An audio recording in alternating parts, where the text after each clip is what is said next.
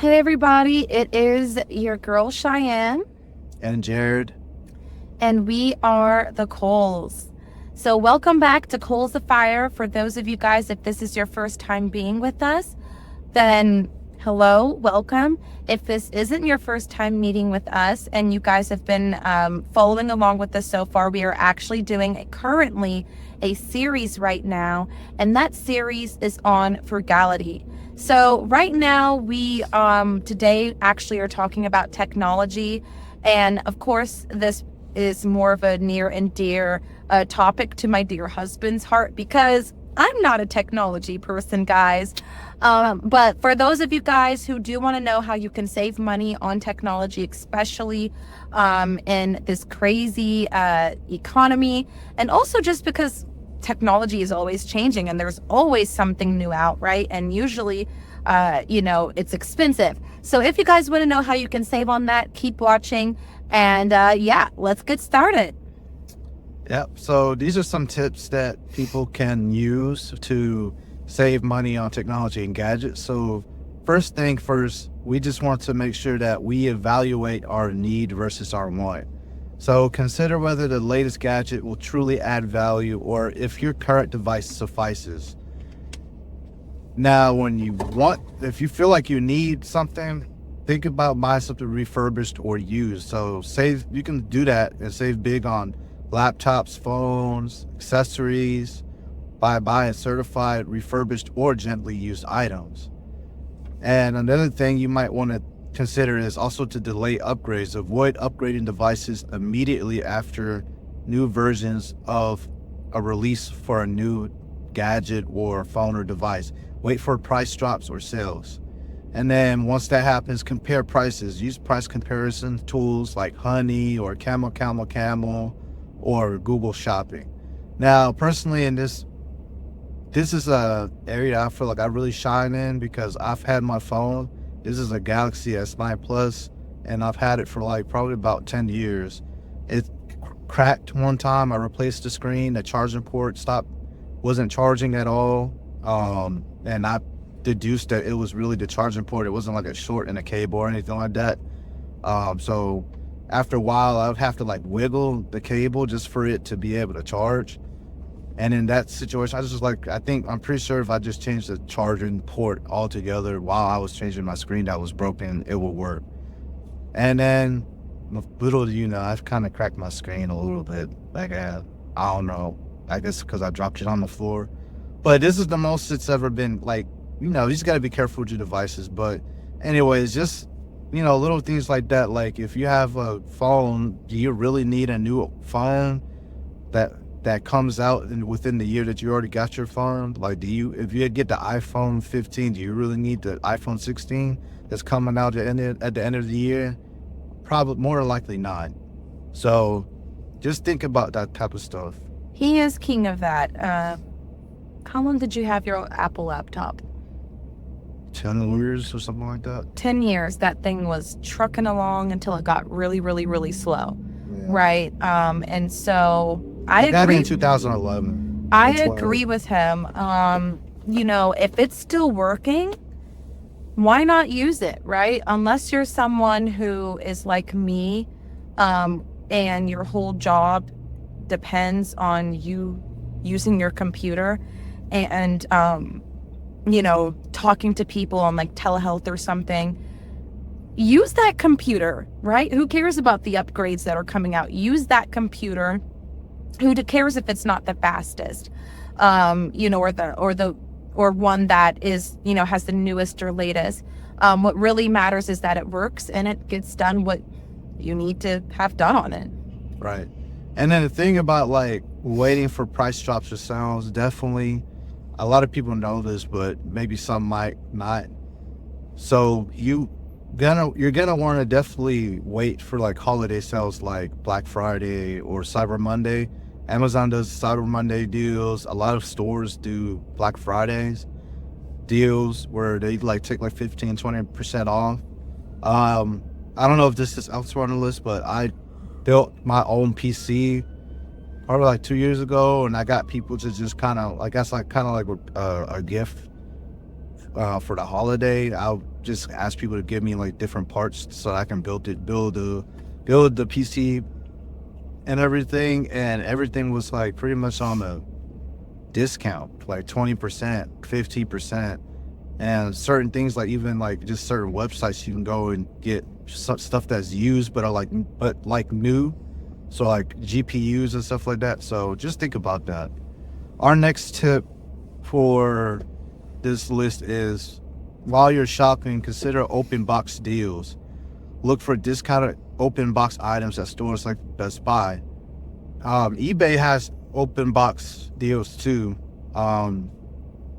When I was looking into getting like a wheel for my like racing simulation game that I was going to play on my PC, I bought a wheel off of eBay, and it was like open box, and it was a little bit cheaper than buying something that was brand new. And open boxes just means like they opened the box, but they didn't really use it, or there was no use at all. Like they didn't use it at all. So it's a good deal. If you find something like that, take advantage. Another thing it says is that while shopping, wait for sales. Take advantage, like I just said, take advantage of major sale events like Black Friday, Cyber Monday, or back to school deals. Definitely back to school deals. I didn't think about that one, but a lot of people are trying to, go to college or whatever, or go to school, and they need a laptop or an iPad or a notepad or whatever. So just think about those times and try to schedule your purchases around those times. Sometimes stores, they'll have like a whole week of discounts, or they might have a whole month, like the whole month of November is a Black Friday. They'll like do the discount for the whole month of November. And then it says use coupons and cash back. Shop through platforms like Rakuten, which I've never used. I've heard of it though, or Capital One Shopping for cashback and discounts. So that's like credit cards and stuff like that, or little websites. But make sure if you're using it on a credit card that you're able to pay the credit off soon. Because then if you're accruing interest because you didn't pay it back soon, then that's not helpful either. Right. So yeah. Yep. And now our next tip is for everyday use.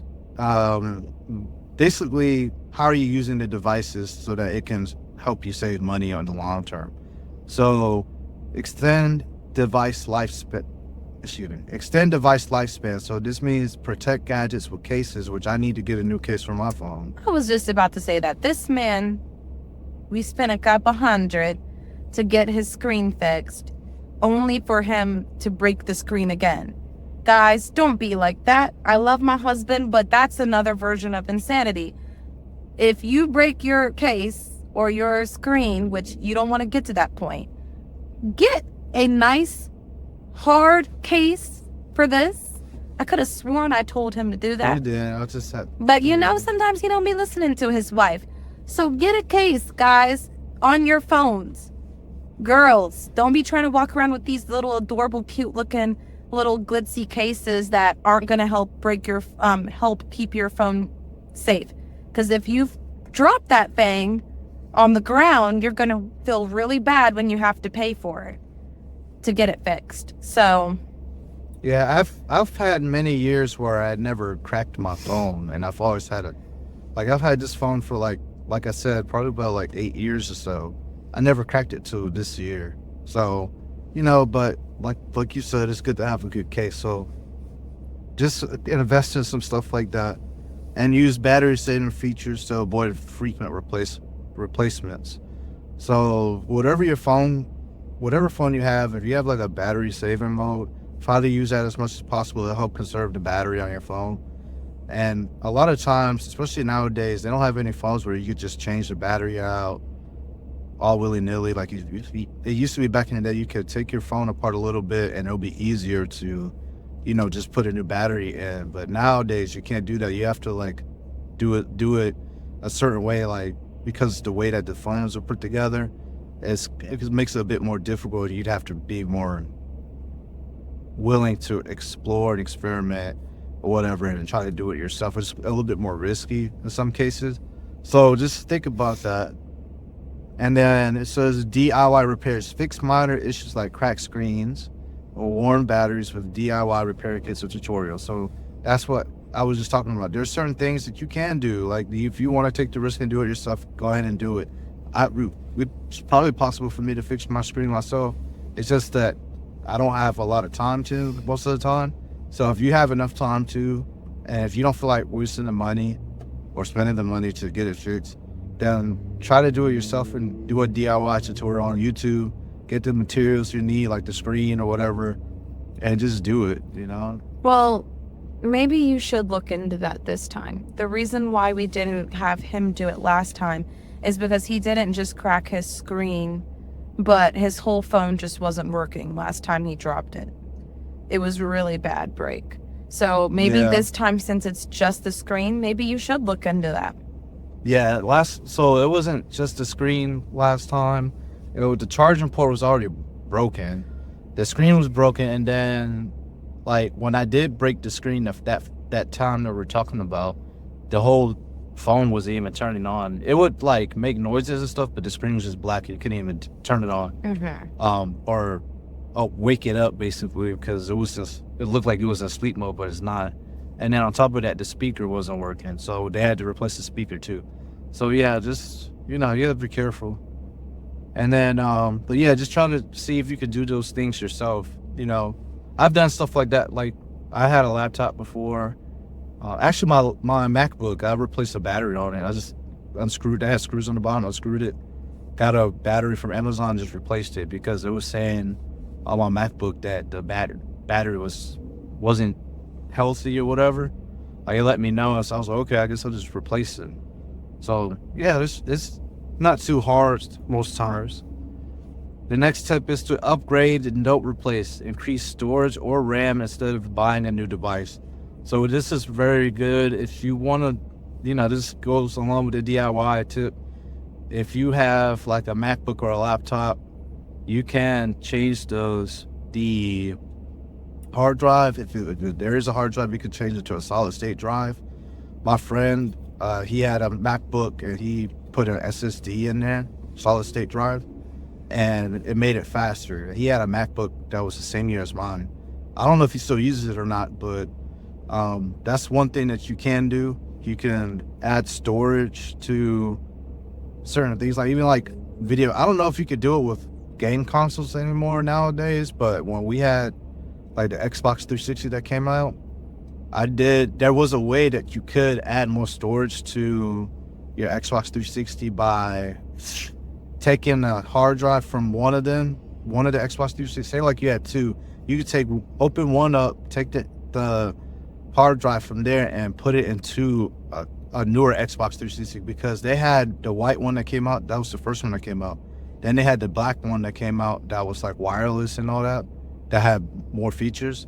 So there is a way that you could actually take the hard drive from an old one or another one and put it into that newer Xbox 360. And so it's definitely relevant if you have a PC. So if, like for me in my example, I use PC now to play video games and stuff.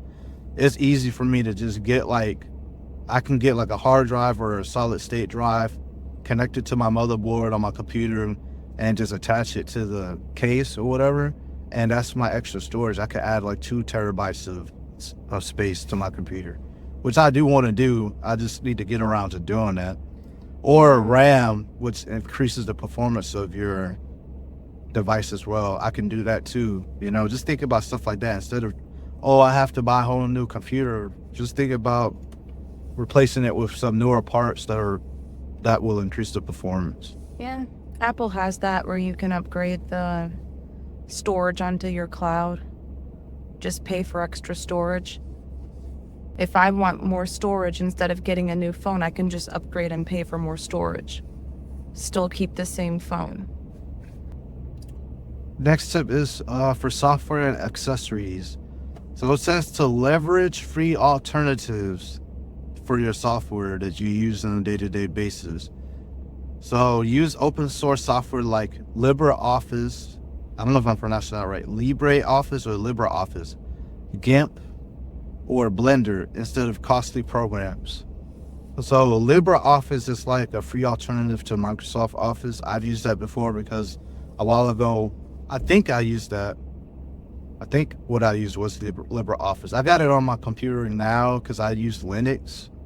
So I kind of like I have like a partition on my storage on my PC where I have Microsoft Office on Microsoft Windows on one side and Linux on the other side. On the Linux side, I have LibreOffice. It comes on there automatically. But it's a free download. You can use that. It's pretty much like Microsoft Office Word. And then GIMP, I've downloaded it before only because I was thinking of getting into video, like game creation or whatever. But that's basically a free image editing software. And a lot of the ones that are professional are really costly, but a lot of professionals actually use GIMP. So if you're into image editing, look into GIMP. It's a free download. You just download it and that's it. A lot of professionals use it. And then Blender that's another one that I was thinking about using because of the video game creation thing that I was trying to get into. Blender is like a 3D modeling software. So again, that's free, and a lot of 3D modeling software is costly as well. So if you're looking to get into 3D modeling, download Blender. So, and just keep on a lookout for like other things that are free, like even just like a virus detection and protection software. Like there's this website called Malwarebytes. I think they're free. You can download that and that'll help with antivirus software. There's very good free antivirus software from what I've heard. And and then the next thing is to buy generic accessories. Opt for third-party chargers, cases, and cables instead of name brand versions. And it doesn't really matter to me if it's an Apple charger, as long as it works for my phone. Yeah. And you can get some really cheap ones off of Temu. So they're even cheaper than Amazon. So that's I have a hard time trusting Temu to even want to shop on that website. Well, we've got a couple of things off of there and they work just fine. So yeah. I don't see why not. I mean, the scrunchies in my hair that I'm wearing right now are from Temu. Well, those are scrunchies. I'm talking about devices and stuff. We bought stuff. We bought the little owls for our garden that make noise. I guess so. But yeah, like when I had my Obviously, if it's like a laptop that you're trying to get, don't buy it from Temu. But if it's something like a charger, that's something that's simple enough that you can pay for, that it shouldn't have to be something fancy. Yeah, like I was gonna say, the MacBook that I had to replace. Did I replace it? No, I just added a new charger, because what I would do is I would have the charger that came with my laptop. Mm-hmm. I'd keep it at home or put it in my book bag, because that way I wouldn't forget it. So I wouldn't have to worry about, oh, did I pack my charger and put it in my book bag? No, what I ended up doing was I bought like a separate charger off of Amazon that was half the price of a MacBook charger, like with the actual Apple brand one, because those are like a lot more expensive than the off-brand ones, and the off-brand ones just work just as the same as the brand ones. So I just bought like the off-brand one for like probably like $25, $30 for a charger for my MacBook, and I would keep that in my book bag, and the one that came with my MacBook, I'd leave it at home or keep it to the side. So that way, okay, I'm always having a charger available. Same thing with Cheyenne's laptop. She has the one that came with hers too, but then she forgot it one time and we bought it at Walmart, a different brand for her laptop, which is, I think, more available, because Windows laptops and all that, HP, all that, have a lot more accessories, if I'm not mistaken, than Apple most of the time, because they're like more, I don't know. Universal. Yeah, they're a bit more universal and more widely used, I think, than Apple, to be honest. But when it comes to like laptops and computers and stuff, but yeah, like that, or even just phone chargers. So yeah, just think about that. And then next is to bundle services, share streaming or software subscriptions with family or friends. So I've never really done that. The closest thing that I can think of is like Netflix. Well, it says streaming or software, so That's we what I do said, have yeah, streaming. like Netflix. That's what I was saying. Yeah, That's the only thing I can really think of. Like, if you have Hulu or Netflix, share it with your family, so just one payment. And, yeah, be careful. With Netflix, it's like annoying because I've been hearing a lot of crazy stuff. Netflix has been taking advantage of a lot of people. I heard And that how they're they- going to start putting ads on their stuff That's now. what I'm too. saying. Like, this is annoying. It used to be, it used to be that Netflix was cheaper, and then, you know, now it's like it's like almost every year they increase the price on it, and then next thing you know, it's like you said, they're gonna start showing advertisements on it. That's annoying, but hey, a lot of people like Netflix, so I guess they're just taking advantage of that interest or desire. And then the next tip is reselling and recycling. Sell old devices, use platforms like eBay or Swappa. I've never heard of Swappa, to resell devices you no longer need. And then recycle for credit. Trade in old gadgets for store credit or discounts on new purchases.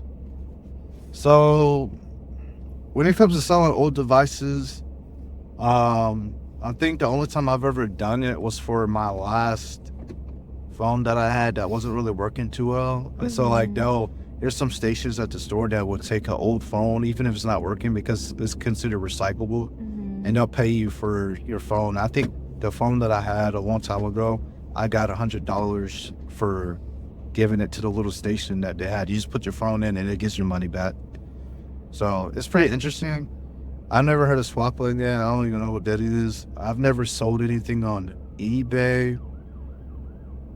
No, I don't. Yeah, I never sold anything on eBay before, as far as like devices.